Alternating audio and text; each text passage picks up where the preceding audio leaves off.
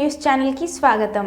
నటుడు మంచు మోహన్ బాబు ఇంటి వద్ద మీడియా కవరేజ్ చేయడానికి వెళ్లిన రిపోర్టర్లపై దాడి చేసిన మోహన్ బాబును తక్షణమే అరెస్ట్ చేయాలని అనంతపురం నగరంలోని జర్నలిస్టుల సంఘాల ఆధ్వర్యంలో ఏఐఎస్ఎఫ్ నాయకులు ర్యాలీ నిర్వహించారు. ఈ కార్యక్రమంలో పాల్గొన్న ఏఐఎస్ఎఫ్ జిల్లా ప్రధాన కార్యదర్శి కుల్లాయి స్వామి మాట్లాడుతూ మీడియా ప్రతినిధులపై దాడి సరికాదని అన్నారు. మోహన్ బాబును అరెస్ట్ చేయాలని వారు డిమాండ్ చేశారు.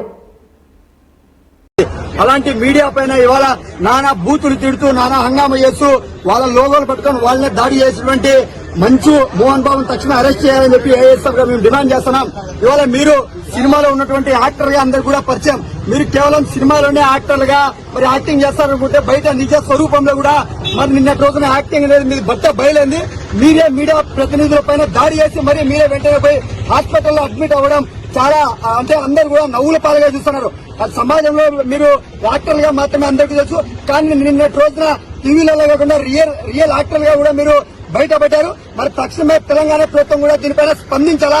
ఏదైతే మీడియా ప్రతినిధులపైన దాడి చేశారో వారిని అరెస్ట్ చేయాలని చెప్పి మేము ఏఎస్ఎఫ్ కోరుతాం. అదేవిధంగా ఈ రోజు ఉదయం మరి తిరుపతిలో, చిత్తూరులో వాళ్ళ కళాశాలలో ఉన్నటువంటి దగ్గర మీడియా కవరేజ్ చేయడానికి వెళ్లినటువంటి మీడియా ప్రతినిధులపైన ఈ రోజు కూడా మరి దాడులు ఉదయం కూడా మరి జరిగాయి. ఇప్పటికైనా కూడా తెలంగాణ ప్రభుత్వం కావచ్చు, ఆంధ్రప్రదేశ్ లో ఉన్నటువంటి ప్రభుత్వం కావచ్చు, ఈ రెండు ప్రభుత్వాలు దీనిపైన స్పందించాలా.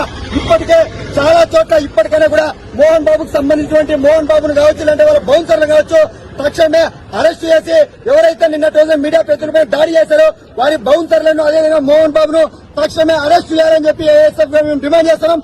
అదేవిధంగా ఈ రెండు ప్రభుత్వాలు మీడియా పైన దాడి చేసినటువంటి వారికి ఒక ప్రత్యేకమైనటువంటి చట్టం తీసుకొచ్చి వారికి ప్రధానంగా కఠినమైనటువంటి శిక్షను అమలు చేసే విధంగా ఉండాలని చెప్పి ఇప్పటికే గత కొన్ని సంవత్సరాల క్రితం కూడా ఈ రెండు రాష్ట్రాల్లో మీడియా ప్రతినిధులపైన చాలా వరకు దాడులు జరుగుతున్నప్పటికీ ఈ రెండు ప్రభుత్వాలు ఏమాత్రం కూడా స్పందించలేదు.